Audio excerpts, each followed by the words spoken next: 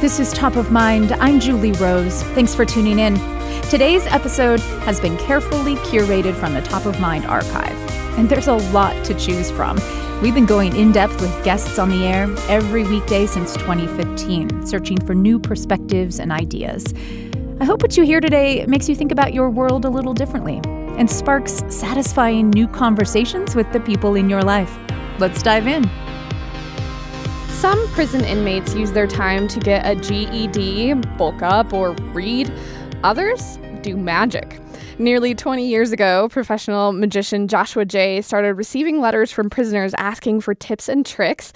A community of magician inmates has formed, and they teach each other magic through mail. Josh joins me on the line now. Thanks for your time. Hey, thanks for having me. How did you feel when you got the first letter from an inmate asking for advice? Yeah, it's a weird story. So in prisons, there are certain sanctioned activities and sanctioned magazines, and one of them is Magic Magazine. So they feel it's a constructive thing people can do. You can do it by yourself. You can learn it in your bunk, and it uses things that are regular and found and allowed in prisons.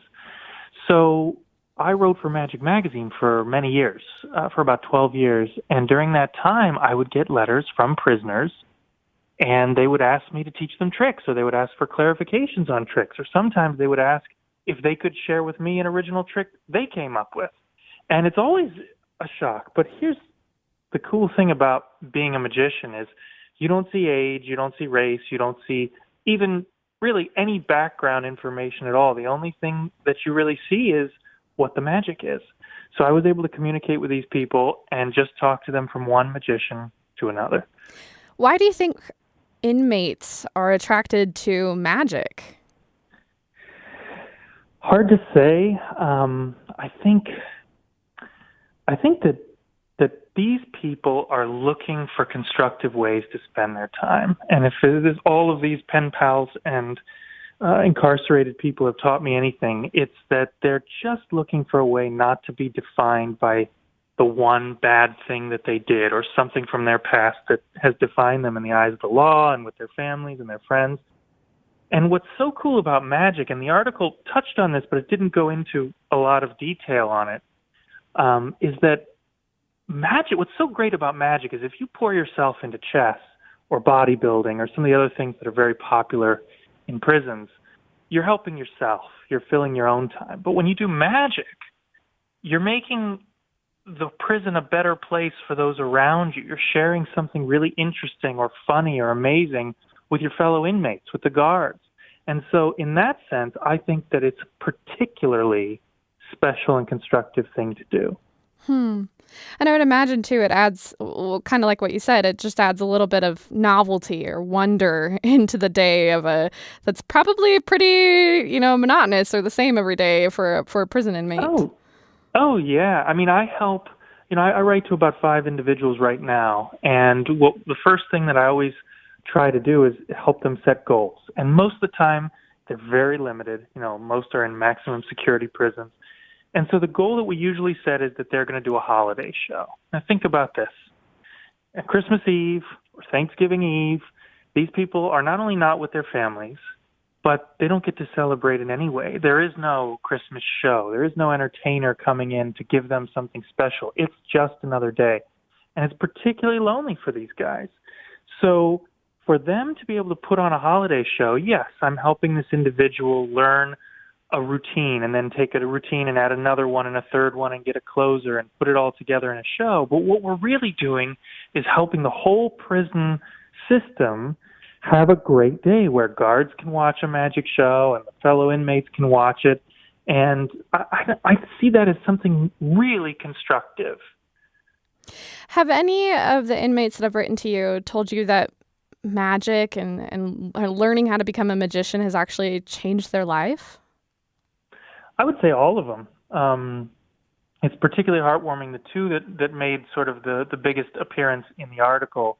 The New York Times article, is that what you're referring to? Yeah. Yeah, this New York Times article that came out last week. 2 of those individuals that are quoted those two guys are great success stories about how magic was the thing that turned their life around. Because think of the skills that it takes to be a magician. You have stick-to-itiveness. You have a tremendous amount of reading. You have daily practice. Then you have to do public speaking. And these are all things that scare people typically. And they're great skills to have in the workplace. They're great skills for those of my correspondents who will eventually get out. One of them is already out in the real world again, and one of them will never get out because of the sentence he's serving. How many letters have you received over the years? Hundreds. So I have a binder for each. I try and save them all just for sentimental reasons. And I have binders for each of the correspondents. David is the first correspondent, and he and I have been writing for, I think, close to 15 years. And I have other people who sort of come and go, and others who've gotten out at one point and gone back in, and a couple who will never get out. So, yeah, I save all the letters. It has sentimental value. In the article, they photographed me and did some videos of me performing magic with props that were gifted to me by my correspondents. And I treasure those things. I mean, it sounds really cliche and corny to say, but I absolutely mean it, that I think I get as much or more out of this than my correspondents do. I mean, it's really gratifying to help people improve their skills, and I have such admiration. I mean, magic's a visual art form. It's hard enough to teach a magic trick to you if I was right in front of you. You know what I mean? If you had a deck of cards in your hand and I had one in my hand and we were learning together, it would be hard enough to get it right. To have to put it all in letters? Yeah, that would be really hard. It's really hard. It takes so much work from the student's perspective on getting that right and just, working at it and trying the amount of improvisation that they need and the gaps they have to fill in. Oh, I see what he's talking about. He means when the card is propelled in the air, it's going counterclockwise, so I have to catch it this way. It takes a lot of work, and they stick with it, and they do beautiful stuff. So are you having to draw out like little pictures of people and how you're supposed to hold your hands when you're holding the card and that kind of thing? Absolutely, yeah. I have to make diagrams. I have to sort of describe things in any way that I can. I mean, one of the things that I was never a big one for prison advocacy before this, but, prisoners are not allowed online. But that's slowly changing. So a couple of my correspondents now use some very secure software, which is sort of a pay-to-play email system where you can pay to send emails inside, and it's monitored for safety, and I get that. But by depriving most incarcerated people from any access to the internet, you're back to writing snail mail, which is something not many people do anymore. Joshua J. is a professional magician who's writing prison inmates to help them out and teach them magic. Josh, is it the first rule of magic, though, that a magician never shares his secrets? Yeah, it is. And there's something to that. However, I have always made the distinction between exposure and teaching. So I've written some books that are available in all the bookstores, and one's called Magic, the Complete Course, and another one's The Amazing Book of Cards, and these teach magic tricks too. But the reason that magicians appreciate those books and they don't condemn me is that to read these books, you have to make effort. You have to order them. You have to buy them in a store, and you have to practice. And so similarly, these inmates aren't just writing me saying, hey, I want to know how David Blaine did a trick on television. They're writing saying, look, I've been following along. I've learned some tricks, but I'm having trouble with the double lift. Can you help me? And that, to me, is an exposure. That's teaching somebody. Okay.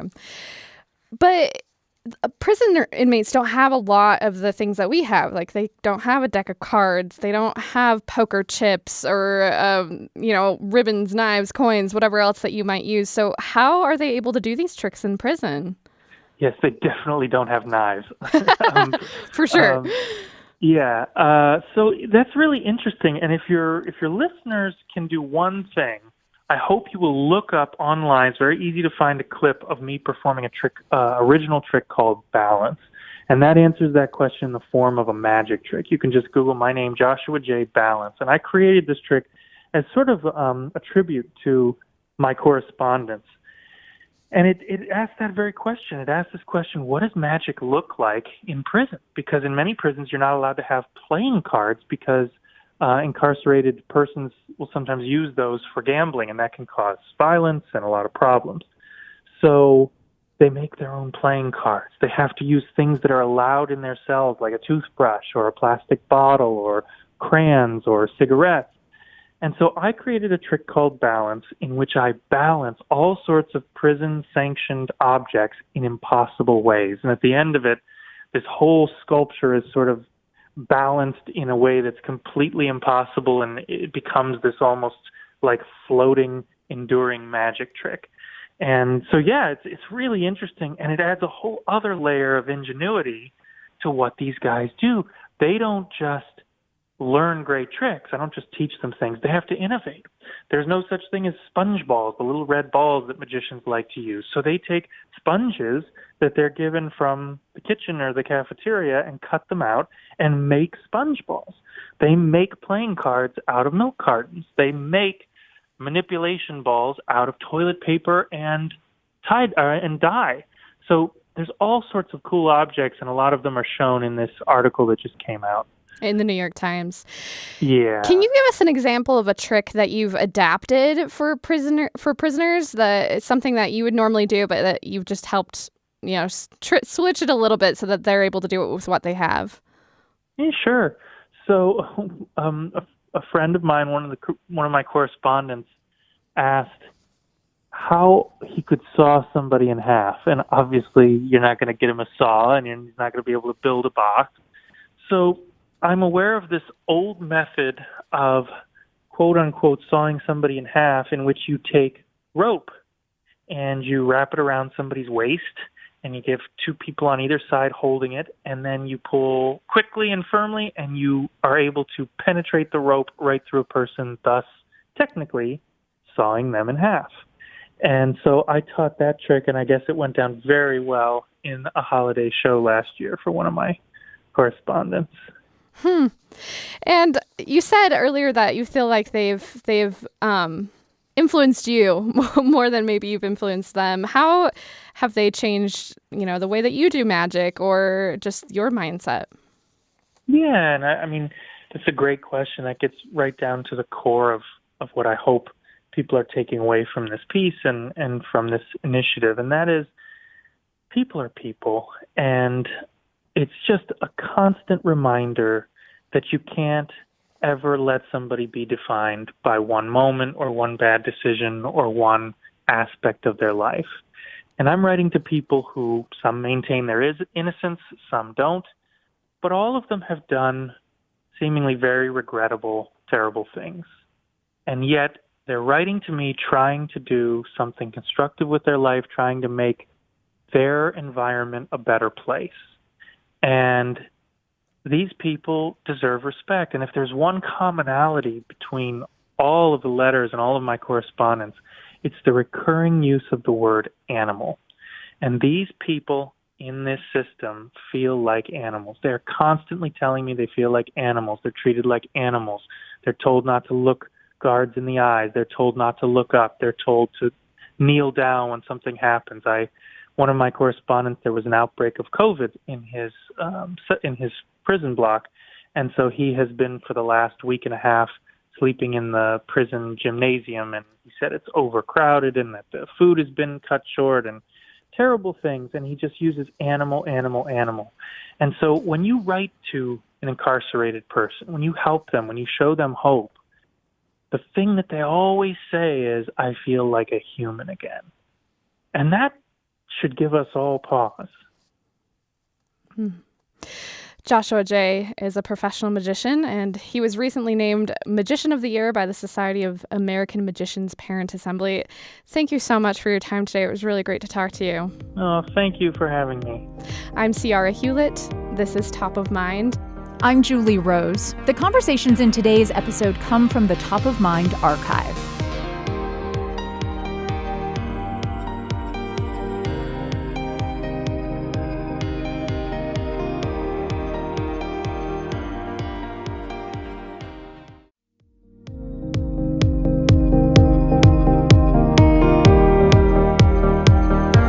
This is Top of Mind. Thank you for tuning in today. It's great to have you with us. I'm Julie Rose. The American chestnut used to be one of the most common trees in North America. Today, it's basically extinct because of a fungus. Biologist William Powell has created a genetically modified version of the American chestnut that can resist the deadly fungus. He's now in the process of trying to get approval from the U.S. government to release it into the wild. Powell is a professor of forest science at the State University of New York and co-director of the American Chestnut Research and Restoration Project. Professor Powell, welcome. Thank you so much for taking time today. Well, thank you, Julie. If you would describe for us the heyday of the American chestnut in America, when was it? What was it like? Well, it was actually a long time ago, even before the European settlers came. The Native Americans used the American chestnut. It was one of the more common trees, as you mentioned, in the eastern forest, running along the Appalachian Mountains from Georgia up to Maine. And it was also a keystone species for the wildlife there. And what does keystone species mean? That means a lot of different species of wildlife actually relied on the chestnut for their survival. Things like bees would come and use the pollen from the trees. Deer, bear, squirrels would eat the nuts.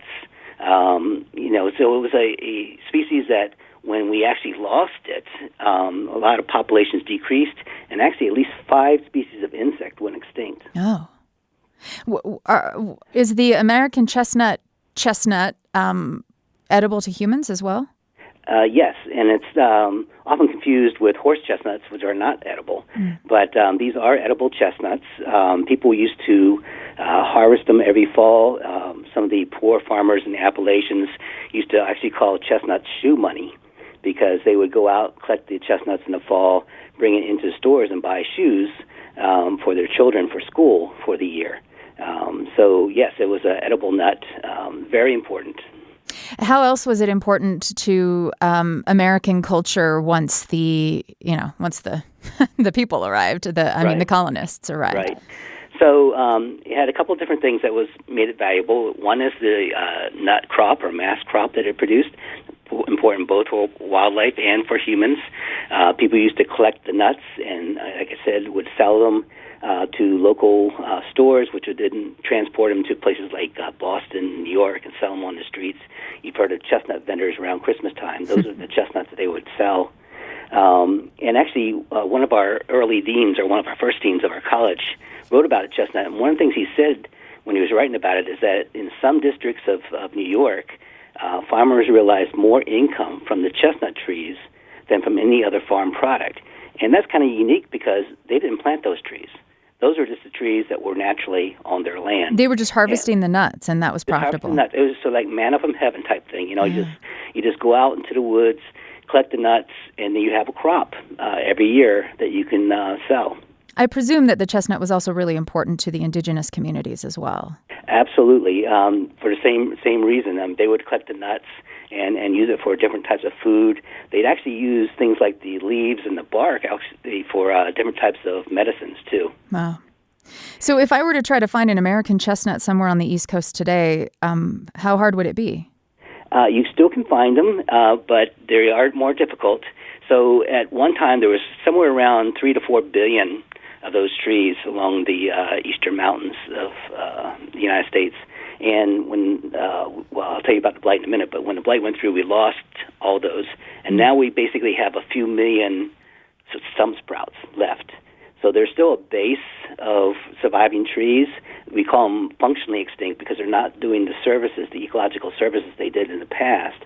But they're still there and still gives us an opportunity to restore them.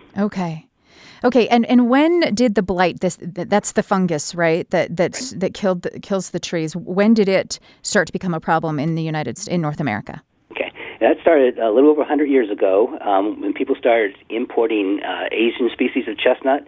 The American chestnut's called Castanea dentata. There's 2 Asian species, Castanea mollissima and Castanea crenata. When they brought those over, and they were doing it for purposes mainly for nut crops. It was more of an orchard-type tree, where our American chestnuts were wild-type timber type trees. And, okay, so so you can eat the nuts of the Asian chestnut as well, and they were being imported. People were going to farm them, basically. Yes, and people were going to plant them here and stuff. But they didn't realize, though, at that time, when they brought over these trees, they're not just bringing a tree over. They're bringing over all the microbes on those trees, all the things. And one of them was a fungus called Cryphonectria parasitica. That fungus on the Asian species just caused a little small damage, nothing serious. But when it came over here and jumped off onto the American chestnut trees, our trees were naive to that fungus, and therefore the fungus was able to form a serious cankering disease on the trees. How does it kill the American chestnut tree? So what this fungus will do is it will enter a wound on the tree, so just a little scratch or anything that will allow it to penetrate the bark. It will colonize that wound for a while and live what's called like a saprophyte, where it just kind of lives off dead material. But then it goes to a change, and that change is when it starts forming mycelial fans, which are like mechanical wedges to help pry its way into the healthy tissue. And ahead of those fans is production of an acid called oxalic acid, okay? And that will actually kill the tissues ahead of the growth of the fungus, and the fungus basically lives off the dead tissue as it kills it. Now, when it does that, it forms what's a structure called a canker. It's kind of a sunken dead structure on the tree, and that eventually goes completely around the tree, girdling it, and cuts off the circulation up and down the trunk, and eventually kills the tree down to the ground. Wow. And about 100 years ago, this started to be noticed in American chestnuts. And then how long did it take for the chestnut to become functionally extinct? Well, it was first described in 1904 at the Bronx Zoological Park, but they think it might have actually come 10 or 20 years before that. But from that point on, it took only about 50 years to go through the whole chestnut range, killing, way over 3 billion of the largest trees in the forest. And you got to realize these were canopy trees, and they were big, and they were also prized for their wood because they had a very straight grain wood. It was very rot resistant. People used to use it for all kinds of outdoor purposes like fences and shingles and building barns, as well as some indoor purposes. My grandfather used to sell antiques, and he said when you look at the old antiques, you wouldn't see chestnut on the outside very often because it's not as hard as a cherry or a walnut. But where you'd find it is inside were the drawers, because it was such easily worked that people loved to use it for the interiors of the furniture. Now, during this 50-year period where people recognized that the chestnuts were dying, couldn't they have found some sort of fungicide to kill the fungus and save the chestnuts? Oh, they tried everything you can think of. They had big conferences in Pennsylvania to try to get all the scientists together at that time to figure out ways to do it. They tried the fungicides that they had at the time. That did not work. They actually tried to do what's some people term as fire breaks, where they cut down all the chestnut trees ahead of the spread of the chestnut, trying to keep it from going. That didn't work because they didn't realize at the time that the chestnut blight also survives on oak trees. And so even though if you remove the chestnut trees, it's still going to survive on the oak trees and go on through there, not killing the oaks, but just surviving on the bark. Oh, man. And then go on to the other chestnut trees. Okay. So they tried that. They then start working on breeding programs where they would cross and make hybrids with the Asian species of chestnut. Right, which is resistant to the fungus. Right, which is resistant. So that's one way to bring it in through that hybridization between the two species, and you get a hybrid. The problem is those hybrids are not suitable for our forests. They cannot compete out there. They just don't last. They get outcompeted by the other trees. So they tried to do it that way. They actually, in the 1970s, tried radiation breeding, where they would expose the nuts to gamma radiation, hoping they'd get a lucky mutant that would be resistant to blight, and that didn't work. Then in 1983, the American Chestnut Foundation started a program where they took the hybrids, which could be resistant but could not survive in the forest, and they started back-crossing them to American chestnuts. And the idea was to make them more American-like so they could survive in the forest, but at the same time try to bring over that blight resistance.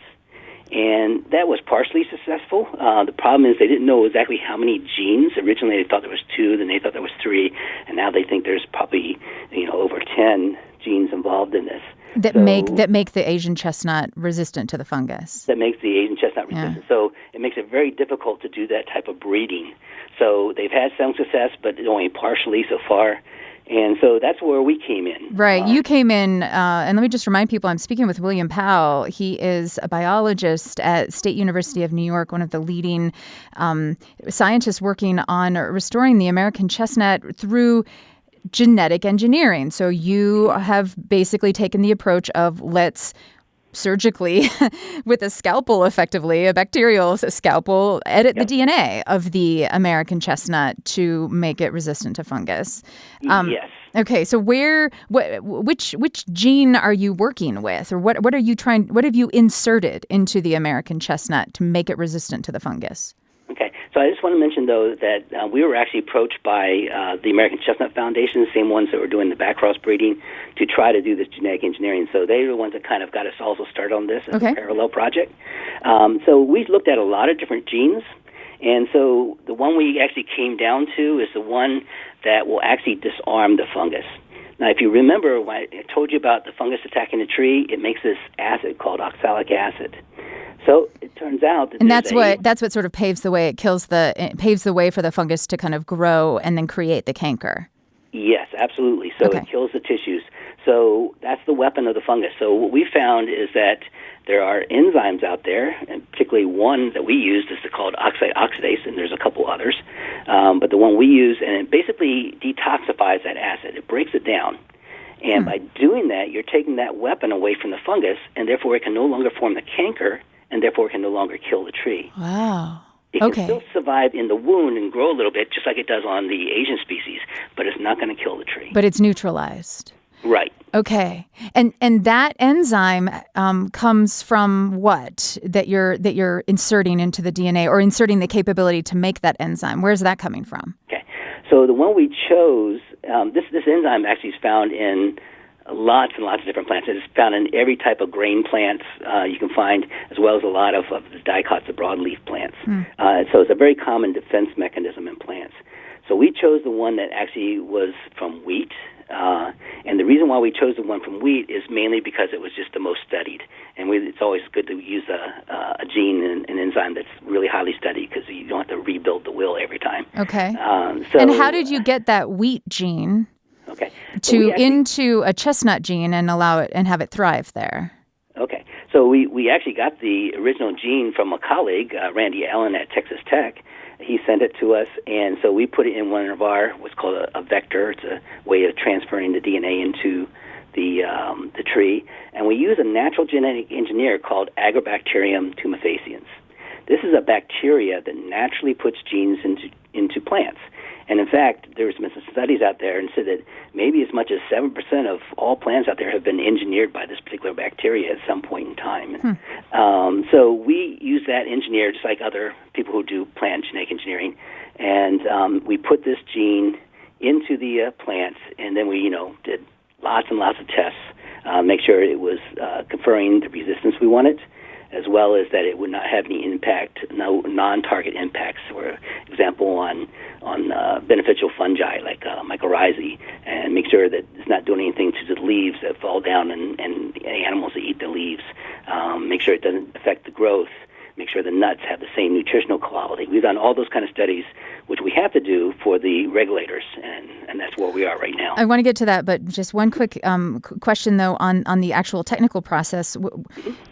Did you inserted the gene into a nut, a chestnut nut, or into a sapling, or what is it that you... There's different ways you can do it. For chestnut, you actually have to use the chestnut embryos that we get from the nuts. An embryo? Yes. So, if you fertilize a nut, you can actually cut out the embryo from the nut. Sort of like, if you ever open a peanut and you see that little piece in the peanut, that's the embryo, that little funny thing in there. Kind of in the middle. Okay. Yeah. So you can take that out, and we can actually have that replicate. We have developed media that we can actually replicate it on that media. And then what we do is take the agrobacterium that has the gene we want put in, it puts it into that tissue, and it does it one cell at a time. So what we have to do then is regenerate a whole plant from those cells that take up that piece of DNA. And we do that through a process called tissue culture. And then what we end up with is a clone. And that's important to know because our first trees that go out there are all clones of one another, but that's not what we're using for restoration. We don't want to put a clone out. So now we're actually involved in a breeding program where we're taking our trees and outcrossing to some of the surviving American chestnut trees, and therefore increasing the genetic diversity and local adaptation for a restoration program. And what percentage of the nuts of a genetically modified American chestnut will have the correct modification that will be resistant to fungus, right? Does all of its offspring have this resistance in it genetically? Yeah, right now it doesn't. It's in what's called a hemizygous state, meaning the plant, just like humans, have two sets of chromosomes, one from each of your parents, the father and the mother, and so it's only coming from the father in this case. So what that means is that half the nuts will have the resistance gene, the other half will be wild type. Okay, and that's kind of important because as we grow these trees up in the future, we can have a tree that we plant now, and 100 years from now, we can still get the wild type back out from it if we want to. So that's good for conservation in case we do need to get that back. But we probably won't because this is a gene that's really going to probably do very well as far as conferring resistance long term. So have you been able to prove that this American chestnut with the fungus, with the wheat gene that makes it resistant to the fungus, that it can thrive in the wild? So that's the next step. We have to actually get permission from the federal regulators to actually start doing those kind of studies. Because it's genetically modified. Right, which is interesting because, with genetic modification, basically we have a 100% American chestnut tree. It has every single gene it started with, and we're just adding a gene to it. Unlike the hybrids, which aren't regulated, you're actually mixing genes from two different species. You're having chromosomal rearrangements, mutations happening, all kinds of stuff. And those kind of things, you get much more mixing of the genome than you would ever from genetic engineering. So genetic engineering is actually a way to maintain the integrity of the chestnut genome and the chestnut tree. Right, but you have taken a gene from wheat and put it into a tree. Isn't there some possibility that it will have unintended consequences? Probably not. Much less chance than the hybrid breeding or the mutational breeding.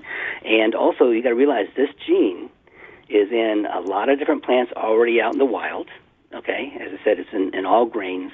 It's in many broadleaf plants. And also, there's actually genes in the chestnut tree itself that are at least 79% similar or identical to this gene. It just doesn't have the small changes that will allow it to break down this acid. And the nuts that this genetically modified chestnut produces are safe to eat, both for animals and humans? Absolutely. So we've actually done those tests. We've looked at the nutrition of the nuts. There's no changes in the nutrition. And this particular enzyme is just a protein, so it's just, you eat it just like any other protein. And in fact, oxalic acid is a toxin itself. So, if there's any activity there, it would actually be breaking down a toxin. Okay. And you don't think it's going to kill any beneficial fungus or other bacteria that would be important to the chestnut? There's no reason to believe that, and we've actually tested that. Okay.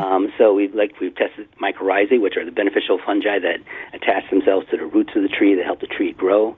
And there's actually no difference between the transgenic and the non-transgenic trees. Professor Powell, we've got 30 seconds left. Where do we stand in the process right now with approval from the government? So right now, the USDA is the people who are looking at our petition. It's about a 300-page petition of all the data that we've collected on this. And right now we're in an open comment period where the public can actually chime in and say what they think about these trees. And I'd encourage anybody who wants to do that. You can go to our website to figure out how to do that. William Powell is a professor of forest science at the State University of New York. He is co-director of the American Chestnut Research and Restoration Program. Thank you for your time today. Fascinating work. Good luck. All right. Thank you. This is Top of Mind. I'm Julie Rose. We've collected some of our favorite interviews from past years. Thanks for listening.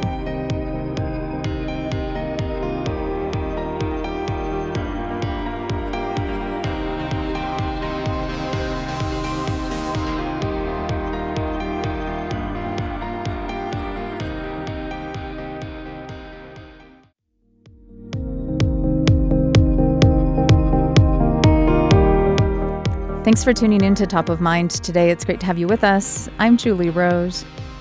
As the world gets hotter, air conditioning is ever more in demand. But traditional AC requires a lot of electricity, and it's an important contributor to greenhouse gas emissions globally. So the world needs more efficient, less polluting ways to cool off. Let's hear about one solution put to the test in hot, humid Singapore. Eric Teitelbaum was on the design team at Princeton University that deployed this thing they call the cold tube pavilion. Teitelbaum graduated with his PhD in architecture and materials science from Princeton. And he's on the line. Mr. Teitelbaum, hello. Hello. Thank you very much for having me. The design you and your colleagues came up with is a kind of outdoor pavilion, and it has walls that help people feel cool, but it's not sealed in. So wouldn't that just let all the cold air get out of all the openings? So that's an excellent question. The principle that this works on is actually called radiant cooling. And so it totally takes air out of the cooling equation. So you kind of reverse the sunlight paradigm, and you are the sun, you're the hot body in the middle, and your radiation hits the cold walls, and then the chilled water that we're circulating in those walls warms up and carries your heat away that you're radiating. It's so sucking. It's sucking. It's literally the pavilion is literally sucking heat out of my body and into itself. Exactly. Yeah. Huh. Okay. And so what is it that's in the walls that's doing that? The walls are cold, like cold to the touch. If I were to lean up against it, it would feel chilly, like the wall of a refrigerator or something. So that's the trick. The cold part isn't actually in contact with the air at all, so you can't touch anything cold. There's basically a trash bag, a polyethylene membrane that separates this cold surface that we keep cold by circulating chilled water internally. But the trash bag essentially separates that cold surface from the air with an air gap. And then, exactly, you can't touch anything cold, but your body radiates through that polyethylene bag. And then your heat is removed by the circulated chilled water. Huh. It's water that's chilled, and it's going in, is it like standing inside of an aquarium with water in the walls? Or where is the water inside the wall? Sure. So it's it's actually a 4x8 panel essentially, and embedded in that panel are these little tiny tubes that have water circulating in them, and we just have a pump essentially that pumps water through them, and you can connect as many as you want. And that water isn't actually in contact with like the outdoor air. Instead, it's enclosed. And the enclosure is this polyethylene sheet, and it kind of makes this sealed bag almost around it. And it's through that your radiation goes, but it's not like actually putting you in contact with the air anymore. So yeah, it's so how cool does it feel? How much cooler does it feel if I step inside this? It's strange to me that it would do anything, that it would make me feel cool at all if I touch the walls and they don't feel cold. And if I'm not feeling any cold air blowing on me, it's really kind of the opposite. It's so strange to think about that. How much cooler would I feel inside your pavilion? Well, yeah. So it's definitely not intuitive because there's no other environment like this that you can really make a metaphor for. But if it was about 90 degrees Fahrenheit outside during our experiments, but you walk in and it feels like it's about 75 degrees, even though the air is still about 90 degrees. Okay. Wait, the air inside is so a thermometer inside your cooling pavilion would show that it's 90 degrees, but I would feel like it was 75. Exactly, which brings up a really interesting question, right? Because you can't just install this system and have a normal thermostat control it. So it's really changing the comfort paradigm, and lots of things would have to change before this is deployed at a commercial scale or, even a large residential scale, including the thermostat and how you go about thinking about cooling. It's totally different. Okay, let's put that to the side for a moment and come back to it because I'm still a little hung up on the technology here. There is some sort of a refrigeration that's happening, though, because the water has to be cooled. Right? There's absolutely refrigeration, yes. Okay. So there's an engine or some sort of power source and how is it cooling the water? Because the water warms up as it runs through the pavilion as long as I'm there giving it heat. Yeah, exactly. So in the experiment that we did have a heat pump, which, is a conventional technology. Your air conditioner is essentially a heat pump, except the goal is to make air cold. In this system, we were trying to make water cold. And it's that chilled water that we're circulating. And the reason that's better, though, than air conditioning, even though we're using a heat pump, is just because you don't have to dehumidify.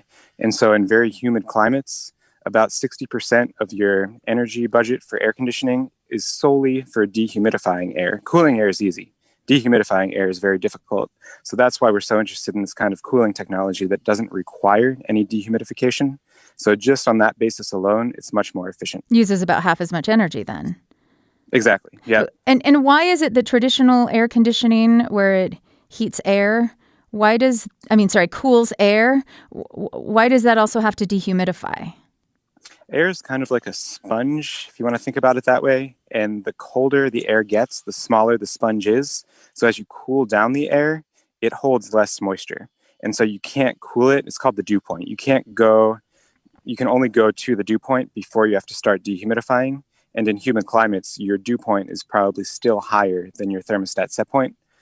And so you still need to do a pretty substantial amount of dehumidification. What would happen if you didn't dehumidify? Your room would just be super muggy and you start getting mold accumulating in places because you have lots of condensation internally. And so you need to dehumidify if you have air conditioning.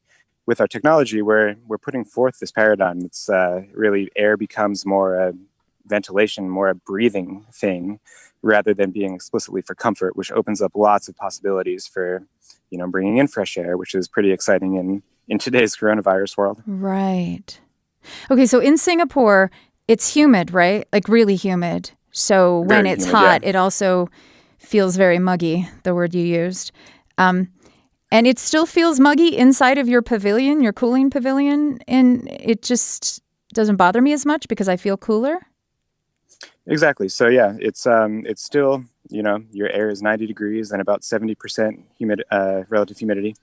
But because you're losing so much heat to radiation, you still feel pretty comfortable, at least according to all the participants that we surveyed for our thermal comfort survey. Now, you said, Eric Teitelbaum, that you've got the water running up and down in the tubes embedded in the walls, these 4 walls in a ceiling or 3 walls in a ceiling, and then you say that it's all surrounded by this plastic material so that when I touch the wall, it doesn't feel cold. Why do you have it surrounded by plastic? Wouldn't it be even better if it actually also felt cold as I got near to it? So there's a really big benefit for not having the air kind of accidentally or, coincidentally cooled. And that's because, as you start to cool the air, at a certain point, you're going to almost accidentally dehumidify it. Oh, water droplets really start squeezing out of the air molecules. Exactly. So that's actually the practical reason for having the membrane, is that you also avoid condensation, which when you go to install this in a building, you don't want water dripping on your head from the ceiling. Running down the walls, right? Because if you didn't have that barrier, there would be what? So it's like when I put a cold drink in a glass, and it's warm inside my house, it'll eventually start to sweat and drip water on my table. But you can get those thermos type things with a vacuum pack vacuum wall in between where the drink is and where the outside is, and then it won't sweat. That is the perfect way to think about it, yeah, except vacuums are really hard to create at large surface areas. So instead, we just have a large air gap, and that was sufficient to do exactly the same thing that you're describing. So how thick are the walls of this pavilion? The walls that we constructed were only 8 inches thick. So, that's still pretty standard for a normal building. Okay. So not super thick, but yeah, it worked. And it's basically a plastic sandwich with a gap of air. So it's plastic on either side of the wall, an air gap, and then you've got your snaking tubes of cold water flowing in the very middle. Exactly. And just one small difference. It wasn't double-sided. It was only kind of a single-side enclosure. The other side just had insulation because we didn't want cooling on both sides. We wanted to just direct it inside. Okay. Why? I guess it'd be more We wanted efficient. to You make want an to focus enclosure. it. Okay, on the inside. Yep, exactly. And You could do it exactly like you're describing. There's no reason why you couldn't if you wanted a wall down the middle of a room and have cooling on both sides, but we just wanted to have it only on the inside of our enclosure. And how close do I need to get to the wall when I walk into the enclosure? Do I feel cooler the closer I get to the wall? Yeah, so radiation and radiative heat transfer, distance doesn't matter, right? We feel radiation all the way from the sun. What matters is the view factor. So the view factor is the amount of area surrounding you. So the larger the view factor, the more cooling essentially you feel. So if you don't want to put, if you think about the sun is this really small but really hot body in the sky. So it has a small view factor, but it's like 5,000 degrees. So the cold tube, you can't go like to negative 5,000 degrees because that's below absolute zero. And, you couldn't make a system like that. So instead, we have temperatures that are just below the air temperature for the most part, but we have a large view factor surrounding you, so your body can still lose lots of heat to that large surface area around you, essentially. Okay. When you say view factor, you mean like how much of my body has like a direct view to one of these cold walls?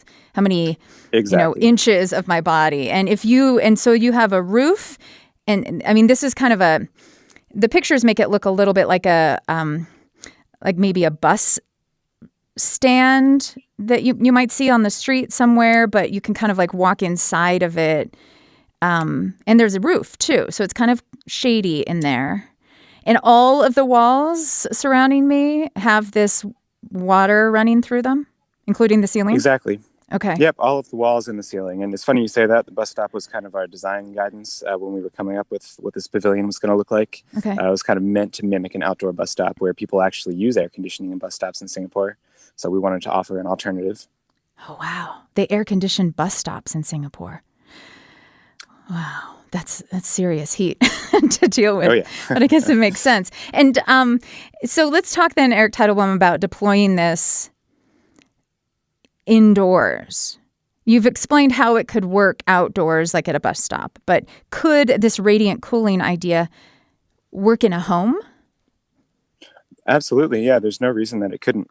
I mean, like I said, there's kind of a learning curve here, right? You have to accept that thermal radiation is just as effective as air conditioning for comfort.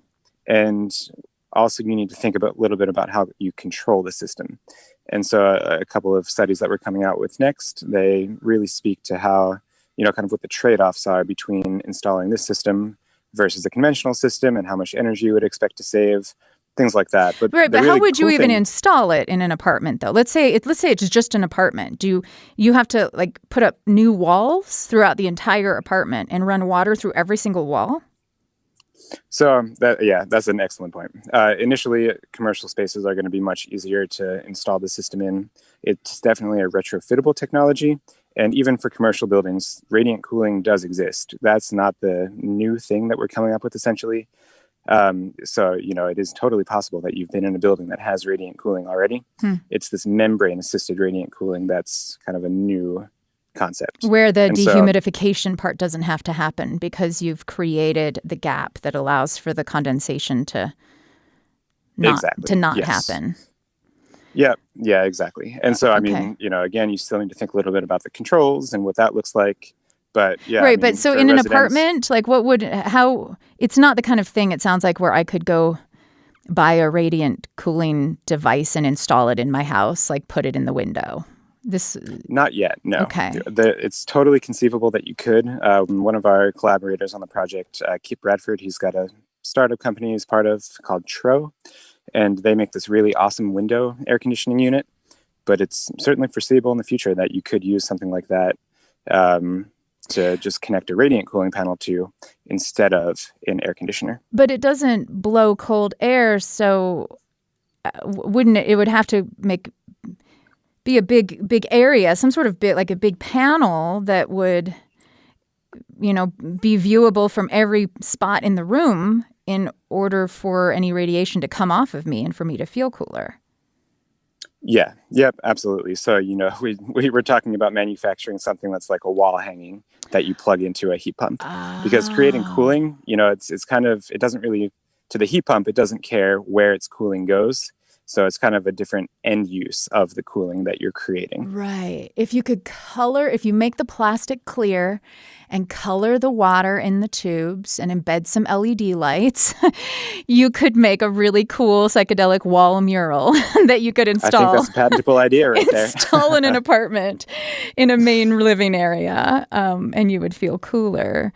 But then people would have to get their head around the fact that like you could open all the windows because you don't have to worry about letting the cold out because there is no cold to go out. Yeah, no, exactly. So yeah, you're 100% up to speed now, and that's why we're so excited about this. There's no longer an energy penalty with this kind of technology for opening your windows, letting fresh air in, and enjoying the outside even though you're still inside. Okay, so Eric Teitelbaum, if this is not a new idea, if radiant cooling has been used before, why hasn't it been deployed more broadly than the condenser chilled air situation that we all use? So, that's a question for an hour-long interview maybe, but... All right, we got a couple more minutes. Yeah. So, essentially, in my view at least, I wrote my dissertation on a lot of this, and air conditioning has become so conflated with cooling throughout its 100-year history that people don't necessarily think about thermal radiation as an independent variable for thermal comfort. People absolutely know that radiation is a really important metric for thermal comfort. However, historically, it's not something that you tune by itself for thermal comfort. And so, like I've said, this is really a different way of thinking about thermal comfort. And, air conditioning is really simple because, like I said, it both dehumidifies and cools the air. And historically, that's great. You kill two birds with one stone. And there are lots of applications where you would still need dehumidification for it, where our technology, just still wouldn't be applicable. But comfort, we argue, is not one of those.